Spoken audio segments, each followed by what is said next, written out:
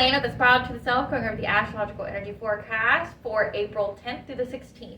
So we're still going to be under the residual full moon and Libra energies from last week, as well as that brought about deep healing and releasing toxicity and relationships with others, as well as with ourselves.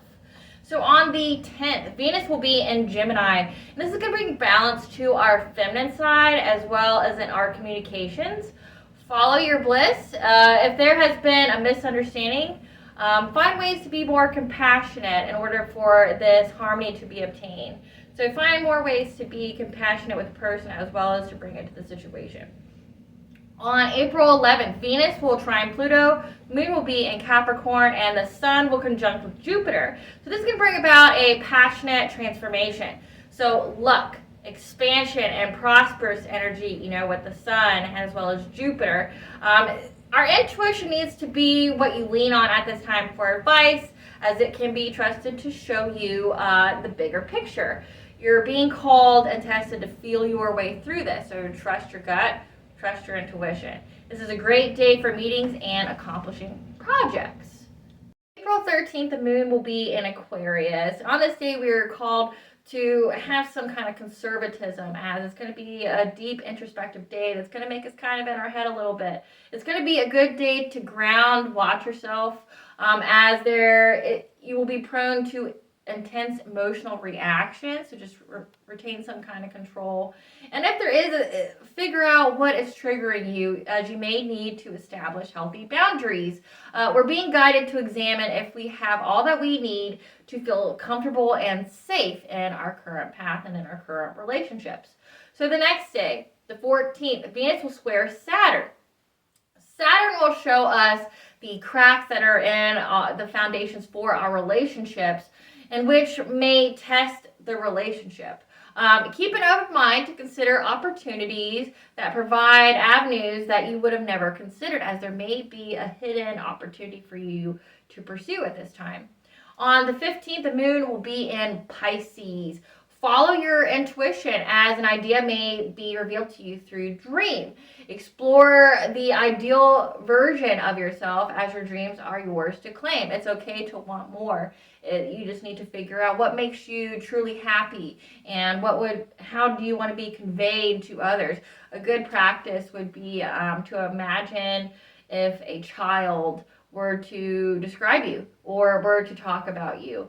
I have 5 and 6-year-old little girls, and some self-awareness for how that I get through them is watching them free play and how they depict me. And it's like, do I come across as angry to them? Do I come across as very stern? Do I come across as understanding? Do I come across as nurturing? Think of that.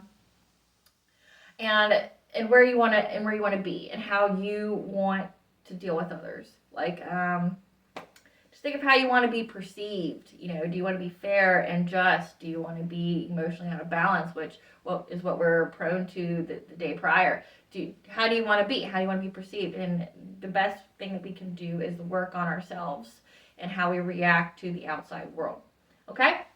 For this week. Last week, we were in the presence of Chiron, the wounded healer, as well as in the Libra full moon, and they illuminated past wounds that were affecting our solar plexus. So here, which is our feelings of self-worth and areas that took away from our sense of self-love. We needed to see the beauty in the wound in order to cultivate it to power for us to move forward. So finding beauty in the darkest places. There's something in that for you to utilize. Okay, so we've done some deep healing that will conclude midweek this week, so around Wednesday-ish. That's going to be putting us in the phase to create the ideal version of ourselves, as it's safe to move forward, expand, and claim our dreams. We just need to figure out what makes us truly happy, how we want to be perceived, how we want to speak our truth to the world. How do you want to embolden your message to the world? And before we can get this ideal of ourselves revealed to us by our intuition, we must first examine if we have all that we need foundationally in our relationships in order for us to feel comfortable and safe. If we do not, we need to make the changes and establish the boundaries in order for us to obtain the security that we need to feel. We are moving forward to calmer waters ahead, and we need to ensure that there are no cracks to our foundation. We need to make sure that we're not building on something that isn't going to hold. You need to make sure it's sound. So we need to examine if we have everything that we need in our relationships, either with business or romantically, that makes us feel that that it's safe to move forward. It's safe to move forward to express our authentic self. It's safe to move forward to this next phase of life, because we've been manifesting. We are reaping the rewards, but now when you reap the rewards, you get new lessons, you get new opportunities, you get new things to be called towards. So that is what we're doing. We are planting the seeds for our future, and we need to come up in our mind what we want that future to look like. What do you want that future to look like? What do you want your future self to look like? What do you want, to establish these long-term foundations? That's what we're being called to listen to. A chakra that we mostly impacted by the energies of this week is the heart chakra.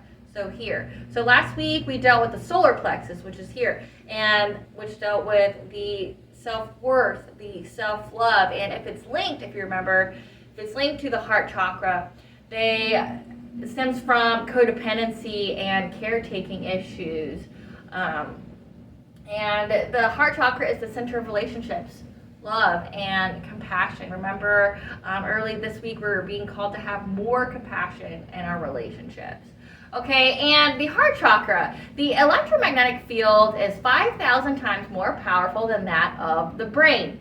It connects us to the astral plane and to the dream world. Remember, we are going to have revealed to us this ideal version of ourselves that we need to try to work towards. That's our goal for us to manifest. Communicates physically through sensations, like physical sensations, say like emotional tugs, heart pains, things of that nature. It's a source of healing and the energy facilitated by physical touch, so hugging, hand holding. Even when you sleep at night, they say if you sleep with your hands like this or close to your chest, it's because that you feel disconnected. You feel like you need some love. There's not love there. So your body puts your other body parts in position to provide you with that feeling of being embraced. So that's something interesting to note. It works with high-frequencied energies, which is healing of the divine, and we receive messages from aspects of ourselves, and it guides us through dreams, out-of-body experiencing, and journaling. So the yang function pertains to relationships with others and what we are contributing to the world. The yin aspect of this relates to the relationship with ourselves and what we are willing to receive from the world. So remember, Mercury is going to be in retrograde here on April 21st. So Mercury is the messenger of the gods. So here this week, as Mercury's getting stationed into retrograde, more and more messages are going to be revealed to us. And this week we have a lot of Venus coming into play. And Venus is going to share, some love, creativity, some joy, but also relationships with ourselves and relationships with others. Okay, so we're going to be getting these messages on how to better ourselves, how to bring about harmony with others. Last week we had some deep emotional healing, some childhood trauma type stuff. We were purging that, and that is what we're being called to do now. After we've purged, we're being called to examine, okay, now that we don't have that holding us back anymore, where are we trying to go? What are we trying to be? What kind of relationship do you want now? Since you've had that lessons learned, remember Saturn's coming in, and Saturn is all about the lessons, the life lessons, the destiny. Well, what did you learn? And you had to go through some ugly things. And it's the blessing of the journey, and the journey being rewarding. So you have to find beauty in your darkest parts. And with the heart chakra, we need to feel more beauty in ourselves, and then we are able to share that with the world. And that's what we're being called to do. Okay, guys, that's Belair of the Spark of the Self, going over the astrological energy forecast. Till later. Bye.